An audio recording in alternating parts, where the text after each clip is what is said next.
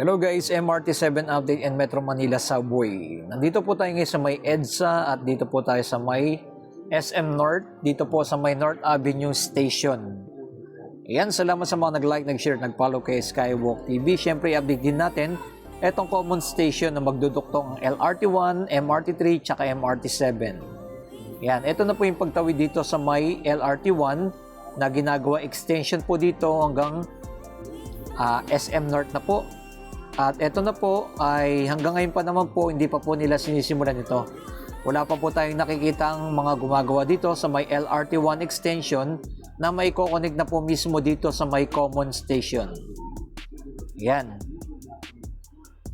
Dahil ito nga po hindi po natapos po ito ng nakaraan. Medyo matagal-tagal na po itong ginagawa. Itong common station. Ayan makikita ninyo ay may mga parte na mga kinakalawang dito sa area na to. Dahil ang ginagawa po dito sa may common station, halos lahat po mula dyan sa may station ay puro bakal po yan. Hanggang dito po sa may daanan ng release ng tren ay bakal po lahat. Pati yung mga steel girders nila, ayan may mga parte kinakalawang na po ito. Dahil medyo nabinbin. Pero sana itong 2026 ay maituloy-tuloy na po ito. Ma-connect na po yan. Gawa na po mismo yung station. Bali yung daanan ng release ng tren na lang, may connect nila. Yun na lang po yung nagiging isa sa mga problema. Pero dito sa may MRT7 ay may tuloy-tuloy na po mga gumagawa dito. Mula dyan sa Tala Station hanggang dito meron tayong mga latest update dyan. Panoorin nyo na lang yung mga video natin. Ayan Pero yung MRT3 po dito ay dumadaan na po dyan sa may pinakailalim. Ito na po yung dugtungan sa may EDSA. Ito po sa may West Avenue naman po ito. At meron tayong makikitang mga gumagawa dito. Ayan, tuloy-tuloy na rin po. Ginagawa mismo yung mga concrete girders po dito. Ayan Ang aabangan na lang po natin dito yung pagtawid mismo sa may EDSA. Ayan ang ating mga latest update natin. Ayan merong mga gumagawa na rin po dito. Ayan nandito sila sa may concrete spearhead. Bali, aabangan natin yan sa mga hinaharap. Ilan na lang po yung parte ng mga ginagawa nila dito hanggang pagtawid ng EDSA. Ayan, dire-diretso po dito papuntang West Avenue. Dire-diretso yan, may daanan din dyan, papuntang Pantrangco at papuntang Manila na. Yan. Nandun naman, yung LRT2 naman nandoon sa may Manila, papuntang Recto. Ayan. Bali dito, makikita ninyo, ito na po yung kanilang ginagawa dyan. Ayan Ayan, mga nag-welding sila Mga naglalatag na po sila ng mga bakal dito sa area na to bago buhusan ng simento. Ayan yung ating nakikita ng mga progress na po dito sa may MRT7. Etong area na to. Ayan. Bale, itong update natin, MRT7, LRT1, tsaka MRT3, itong common station at yung Metro Manila Subway ng North Avenue tsaka ng Quezon Avenue. Dahil ito yung magkakatabi lang po dito mga kababayan. Dire-diretso yan. Hanggang doon sa may pinakadulo ng shell na po yung pinaka-endpoint nila na kanilang nagawa dito sa may West Avenue. Ayan, inikot natin yung ating drone. Mga nagtataasan na po ng mga building dito sa area na to. Ayan. Etong Trinoma, dati mga squatter area mga nakatira dyan, pero nabago na po, Nakuha na po ng Ayala. Pagmamayari na ng Ayala. Ito yung common station, ayan, or North Triangle Station. Ayan. Dito po, i-connect na po nila itong Trinoma at itong dito mismo sa may MRT7, ginagawa na rin po yan. Makikita ninyo, may mga establishment na dyan sa area na yan na tuloy-tuloy na po ang kanilang gumagawa dito. Pakita naman po natin dito sa may North Avenue. Ayan.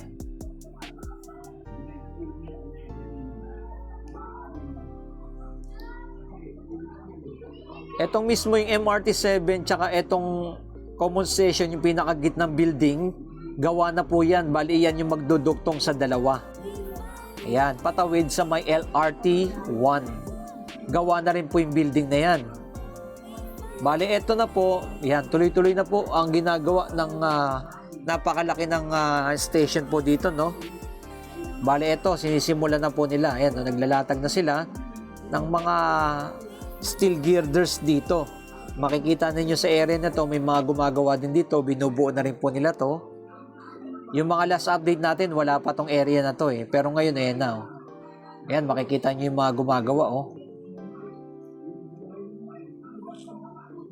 Ayan, si Kuya tatawid. Oh.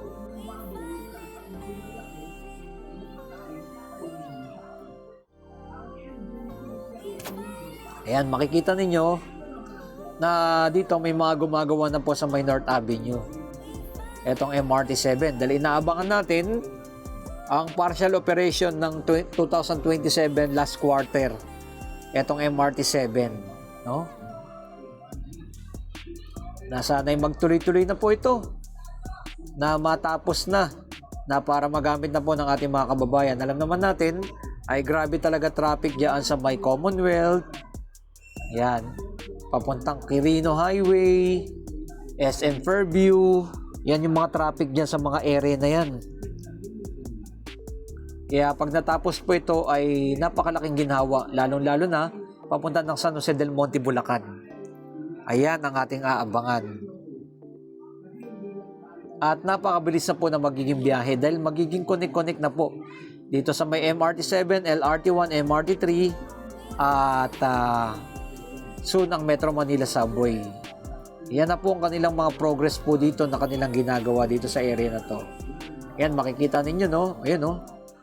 Nakakatakot yan. Tumawid mismo sila kuya dito. Yung mga gumagawa dito. Ito, mga ano na to.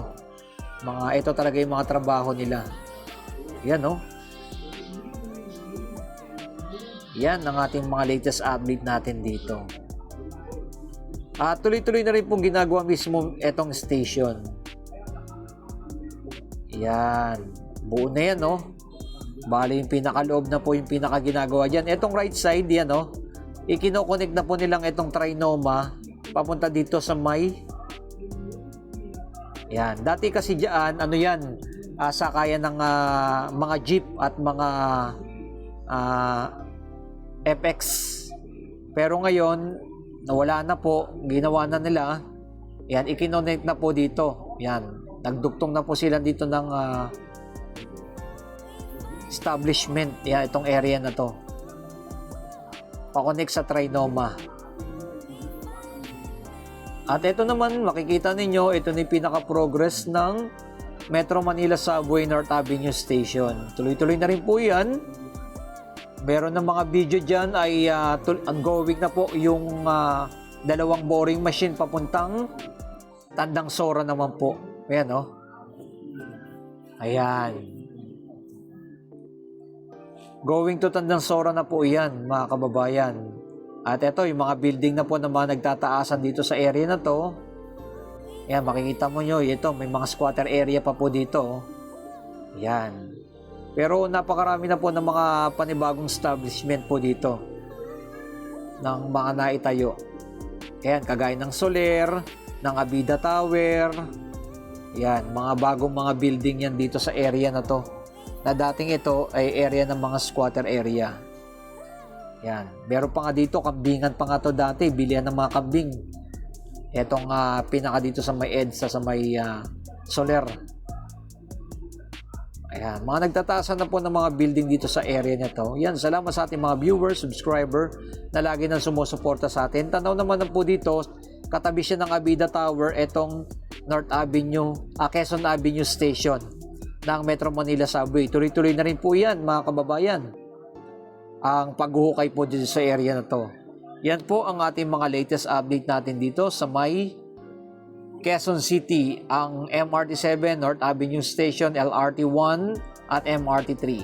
Maraming salamat sa inyong lahat dyan and keep safe palagi and God bless. Ito na po yung mga pagbabagong kaganapan dito sa may Quezon City. Yan po ang ating mga latest update. Makikita nyo po yung pinaka-drone shot natin. Ang kabuuang view dito sa may Quezon City na ipinapakita natin sa inyo. Salamat po sa inyong lahat dyan. Siyempre mabuhay ang ating bansang Pilipinas.